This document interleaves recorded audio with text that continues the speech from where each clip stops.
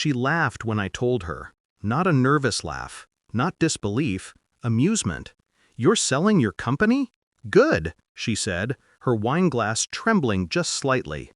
"Now you can finally afford the alimony." I smiled, signed the papers, and that was it. Years of my life reduced to a signature and her smug grin.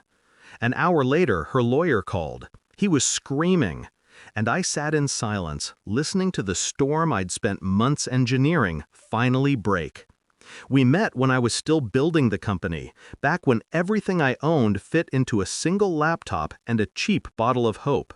She said she loved my ambition. I believed her. For a while, she made me better. Or maybe I just wanted to be the kind of man she could love. The late nights, the skipped vacations, the just one more deal, I told myself it was all for us. But the moment the company took off, she changed. Small things at first.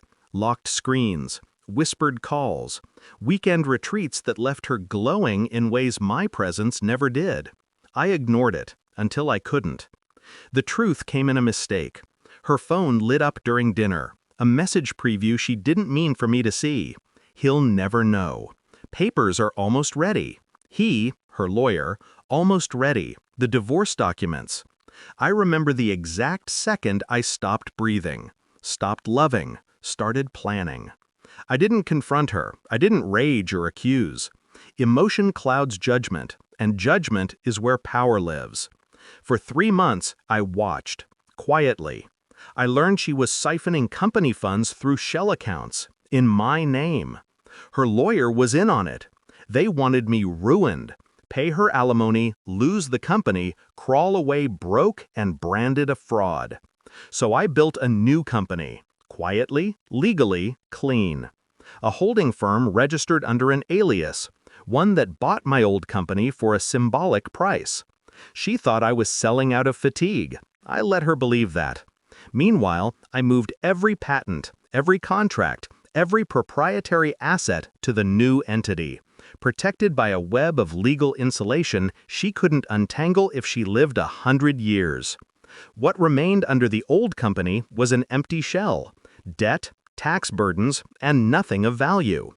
When she asked for my signature on the sale, I gave it, calmly, even kissed her on the forehead when she called me sweet. This morning, she laughed, said the sale meant freedom for both of us. She was radiant, champagne, silk robe, the picture of victory. "Now you can finally afford the alimony," she said, like it was a joke. I told her she was right. I poured her another glass, watched her toast to her own triumph. Then I left. The call came less than an hour later. Her lawyer, panicked, voice cracking through the speakerphone. "Everything's gone," he said. "The accounts, they're worthless. The company's empty." I almost felt sorry for him. Almost. He thought he was dealing with a desperate man. He never understood that desperation makes you dangerous, but betrayal makes you patient. She called next. No laughter now, only a single word. "What did you do?" I didn't answer right away. I let her feel the silence. The same silence she gave me every night she lied. "I sold what was mine," I said finally. "You just never asked what I kept." Her breathing turned ragged. I heard movement, drawers opening, papers shuffling. The sound of realization breaking someone's composure piece by piece. "Everything you stole," I said, "was already worthless." I hung up. By evening, the news broke. The company she thought she'd gutted, the one still under my name, filed for bankruptcy. Investigations were pending. Her lawyer was under scrutiny for fraud. Her assets were frozen. I didn't gloat, didn't celebrate.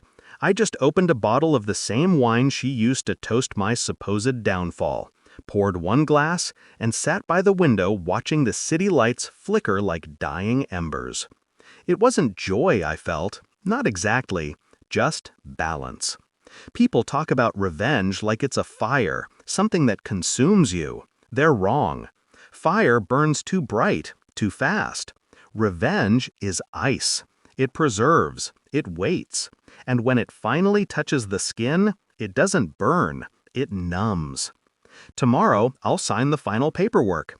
Divorce settled, no alimony owed, no fortune lost. She'll be left with lawyers who won't answer her calls and debts she can't untangle. I'll walk away clean, my new company thriving, my silence intact. And maybe, when she looks at what's left of her empire of deceit, she'll remember the last thing I said before I signed those papers. Every deal has fine print. She just never learned to read mine.